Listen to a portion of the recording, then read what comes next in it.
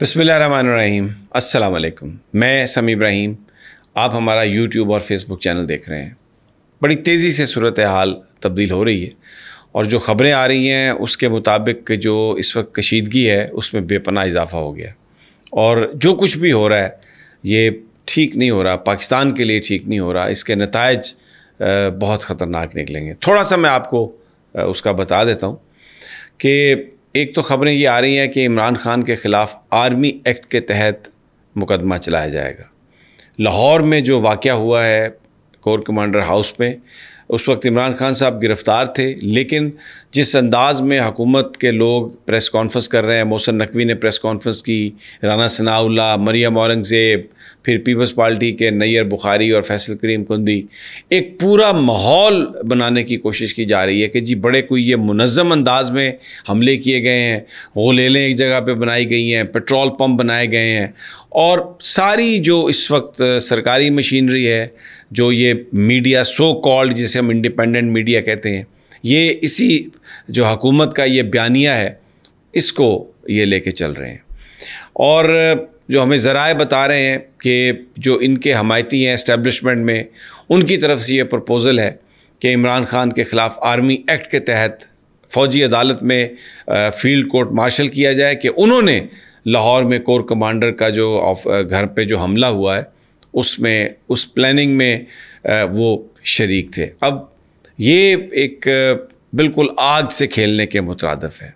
इमरान खान पाकिस्तान के इंतहाई popular leader हैं और अभी जो 2-3 दिन पहले जिस तरह रेंजर्स ने जब उन्हें पकड़ा तो उसके बाद जो पाकिस्तान का जो रिएक्शन था वो हम सब ने देखा। और इमरान खान साहब उस वक्त गिरफ़्तार थे, उन पर इल्ज़ाम लगाना कि ये सब कुछ उन्होंने किया है, ये मुल्क को किसी बेहतरी की तरफ नहीं ले जाएगा।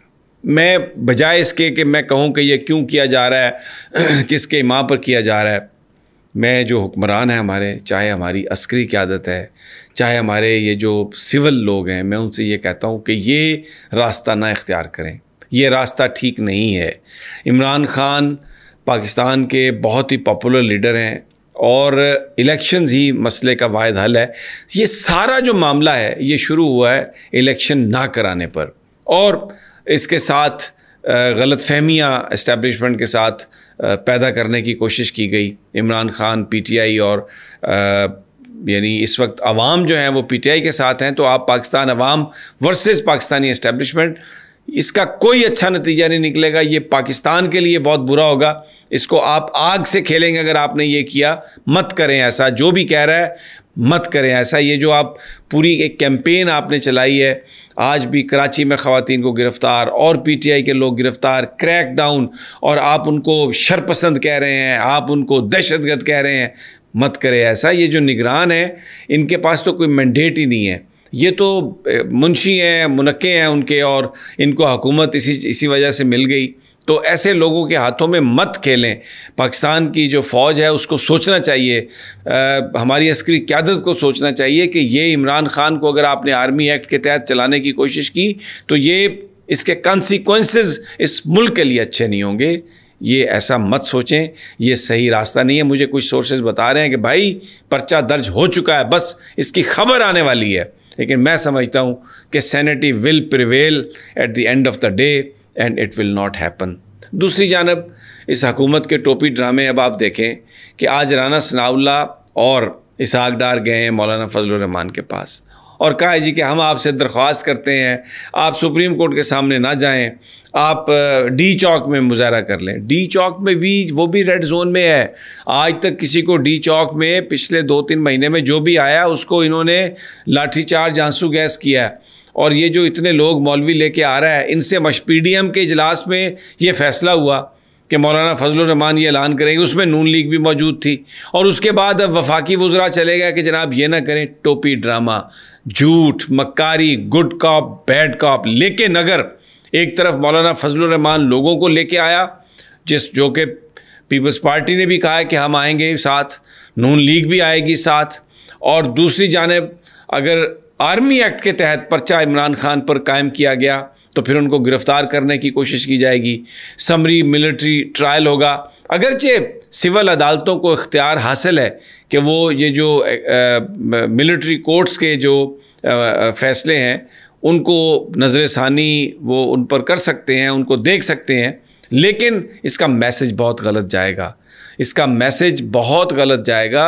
اور پاکستان کی فوج، پاکستان کے ادارے تو پوری پاکستانی عوام کے ہیں، وہ صرف پی ڈی ایم کے نہیں ہیں۔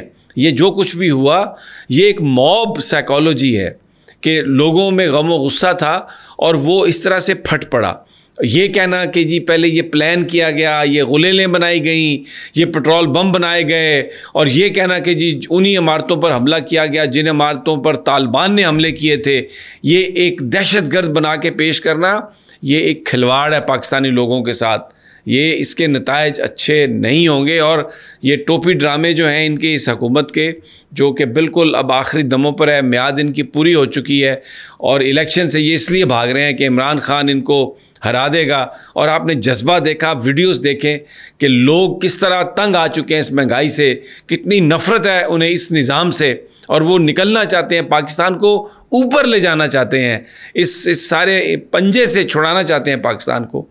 تو یہ اگر ٹوپی ڈرامے اور یہ حرکتیں یہ مت کریں۔ اس میں ایک اور آپ دیکھیں، خالد مقبول صدیقی صاحب، وہ کہتے ہیں جی مجھ پر حملہ ہوا رات کو، اور یہ حکومت دیکھے کہ اسلام آباد میں کون حملے کر رہا ہے۔ کیا وہ پی ٹی آئی پر الزام لگا رہے ہیں کہ جی یہ ہم پر حملے کر رہے ہیں؟ اب آپ یہ بیسیکلی یہ جو کچھ بھی ہے یہ بڑا نقصان دہ ہے، یہ ایسا نہیں ہونا چاہیے۔ کوئی ڈائلاگ ہو، کوئی افہام و تفہیم۔